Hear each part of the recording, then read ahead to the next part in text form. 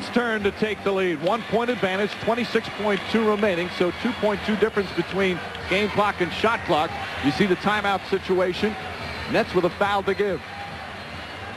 Understanding that we have 26 seconds remaining in the game, Indiana has a full 24. You can get the ball inbounds now, get your people situated, and you have plenty of time to run screens to get the guy that you want to get the open shot. That's Reggie Miller. But my second choice right now is Ron Mercer. If they gang up on him, look for the next pass to go to Mercer for the open shot. And sometimes it's not the first shot that beats you, it's the second shot. So they've got to do a great job in blocking out. They got the switch they want. O'Neal against Kidd, and a foul. They had the foul to give. So the Pacers will inbound with 18.8 seconds remaining, still trailing by 1. Now, if you run the same exact play, are you going to get the same switch this time? I wouldn't. It's got to be Jason Kidd. You are a great defender. You stay attached. One possession, one stop, and you're advancing. And that's one of the reasons they're the #1 seed is because they've been able to make stops. I've got O'Neal and Miller on the same side of the floor. That's where they're going to play from. They go back to O'Neal. Martin right up on him. O'Neal spinning, stolen by Kenyon Martin. And then the foul on Jermaine O'Neal. Kenyon Martin with a terrific defensive play. And he'll shoot with 8.2 remaining. O'Neal is fouled out. Martin becomes the aggressor even though he's on defense right now. He's not going to let Jermaine O'Neal take it. Once he feels the ball is brought down low, he's got those hands in there. He wants to get a deflection before O'Neal can run that drop step spin move into the middle of the lane. Now Martin is not a great free throw shooter. In the series he's 71%. During the season just 68%. Here tonight as you see 2 for 3. Again, we could be in the same situation. Indiana has still a timeout.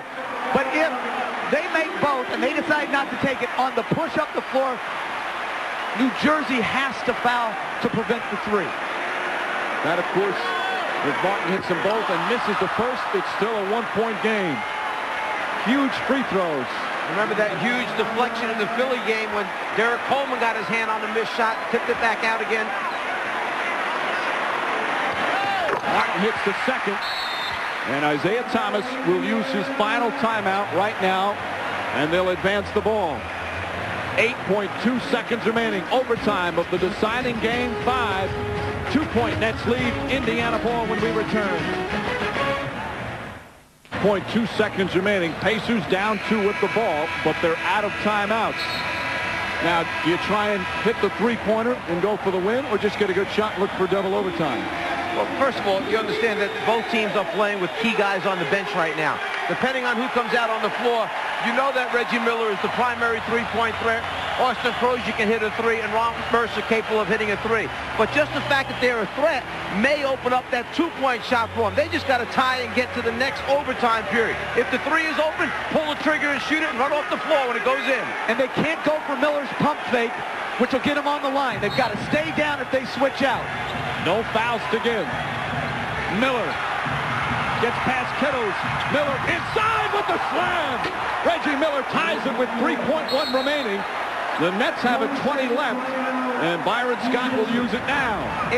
Exactly what Coach Fratello just said. They were so worried about the 3 that he drove it to the rim, and he got the dunk. It's exactly what they wanted opened up. And Reggie was smart enough to understand we only need 2. There he is jumping out on the 3, and he goes right around Kerry Kittles, who uses up no time off the clock and trying to stop him. That's the threat of Reggie Miller. They're switching out on him. Don't let him get started on a 3, but play defense, for goodness sakes, instead of giving him a clear path to the basket. And the Nets grateful for the new rule this year. There used to be a 20-second timeout. You could not advance the ball. Now you can. And they'll get it in their front court by the 28-foot line with 3.1 remaining. Plenty to get off a quality shot. Ollie back in the game on Kidd. He's got to keep him in front and make him shoot the ball over the top.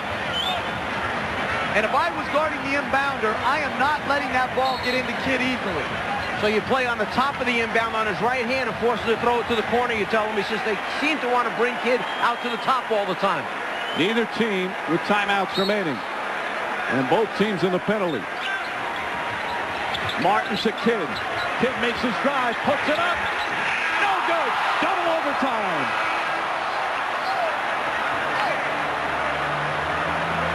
The wild Eastern Conference continues from the regular season to the playoffs.